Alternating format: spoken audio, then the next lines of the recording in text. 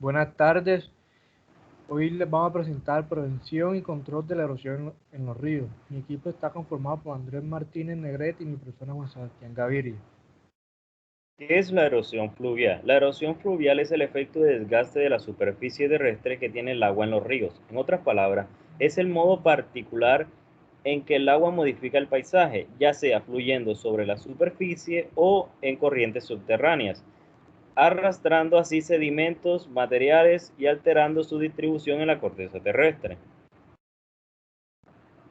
La erosión fluvial se debe a la energía del agua, así como al transporte en ella de numerosos materiales que impactan la corteza terrestre, modificándola.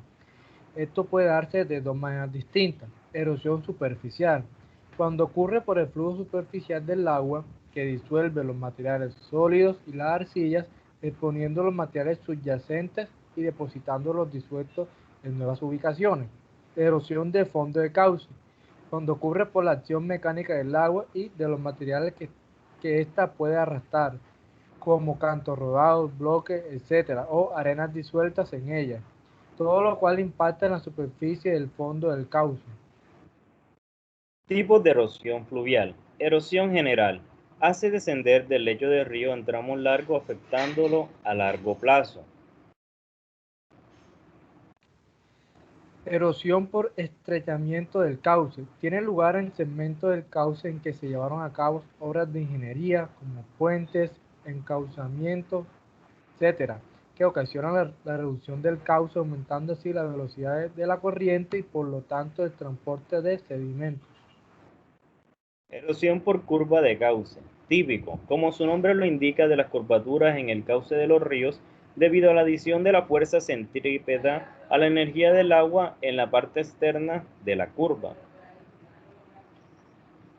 Erosión localizada, también llamada erosión local, se debe a la acción de flujos complejos con velocidades que requieren consideraciones bi o tridimensionales. Obras de protección de orilla. Las obras de protección de orilla son estructuras construidas para proteger las áreas aledañas a los ríos contra los procesos de erosión de sus márgenes producto de la excesiva velocidad del agua que tiende a arrastrar el material del fondo y de las bancas de río, debido al régimen de las precipitaciones abundantes, sobre todo en épocas de invierno. Para el diseño de estas obras es muy importante tener conocimiento del comportamiento de la corriente, de cómo ocurren los mecanismos de erosión y de las fuerzas que pueden actuar sobre las estructuras de protección que se construyan. Criterios generales de diseño. Caudales de diseño. Cantidad de agua que transporte el río en diferentes condiciones como son máximos, medios y mínimos.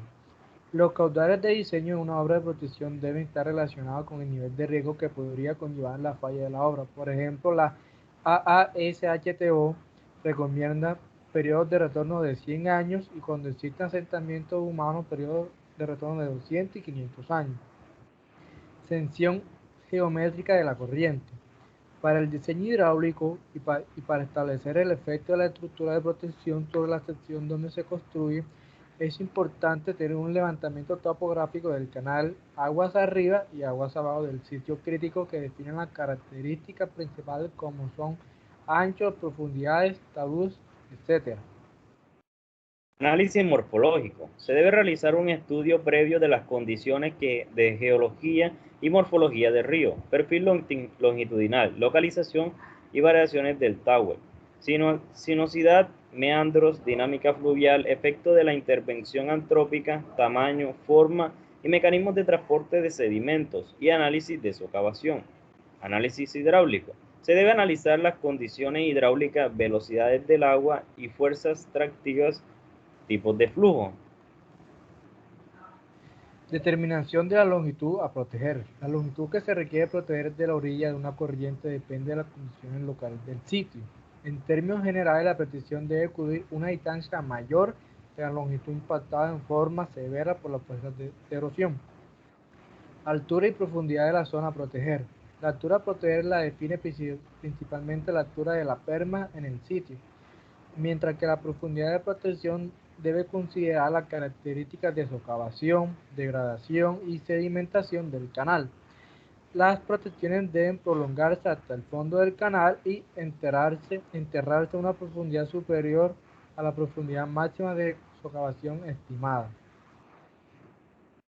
Tipos de obra. Encontramos tres tipos de obra de mitigación. Está en concreto armado, concreto simple y concreto ciclópeo. Protecciones longitudinales. Muros masivos rígidos. Son estructuras rígidas, generalmente de concreto, las cuales no permiten deformación importante sin romperse. Se apoyan sobre suelos competentes para transmitir fuerzas de su cimentación al cuerpo del muro y de esta forma generar fuerzas de contención, como son los reforzados, concreto simple, concreto cíclope. Muros masivos flexibles. Son estructuras masivas flexibles, se adaptan a los movimientos. Su efectividad depende de su peso y de la capacidad de soportar deformaciones importantes sin que se rompa su estructura, como son los gaviones, cibra, llantas, piedra, pedraplén. Muros de tierra reforzada. Las estructuras de tierra reforzada son terraplenes donde el suelo es su principal componente y dentro de este, en su proceso de compactación, se colocan elementos de refuerzo para aumentar su resistencia a la tensión y al cortante. Encontramos tres: tiras metálicas, geotextil y las mallas. Estructuras enterradas. Son estructuras esbeltas, las cuales generalmente empotradas en su punto inferior internamente están sometidas a esfuerzos de presión constantes como son las tablestacas, pilotes, pilas o caisson. Revestimiento. Los revestimientos son estructuras de refuerzo de la superficie del suelo, construidas con el objetivo de aumentar la resistencia al esfuerzo tractivo del agua en movimiento. El objetivo de estas obras es el de aislar el suelo de la corriente para evitar el desprendimiento, contener el suelo para minimizar el riesgo de deslizamiento por socavación o erosión en el pie de los taludes, y en algunos casos servir de estructura disipadora de la energía de la corriente. Protecciones transversales a la orilla. Paneles sumergidos. Los paneles sumergidos son placas que se instalan verticalmente sobre el lecho del río con una altura entre 0,2 y 4 veces la profundidad normal del flujo a sección llena y un ángulo de ataque entre 15 y 25 grados con respecto al flujo principal. Se diseñan para generar flujos secundarios transversales que contrarrestan los flujos secundarios naturales, causantes de la socavación de la banca. De esta manera se reduce la velocidad del flujo en el estrado de la curva, o también se puede provocar la profundización del cauce mediante la distribución de los sedimentos en la sección transversal. Espolones. Los espolones son estructuras lineales permeables e impermeables que son proyectadas dentro del canal con el propósito de alterar la dirección del flujo, inducir la sedimentación o reducir las velocidades del flujo a lo largo de la orilla del canal. Los espolones se pueden clasificar en permeables e impermeables y a su vez también se pueden clasificar según su funcionalidad en estructuras de tipo retardadora, retardadora divergente y estructuras permeables. Bueno, muchas gracias a todos.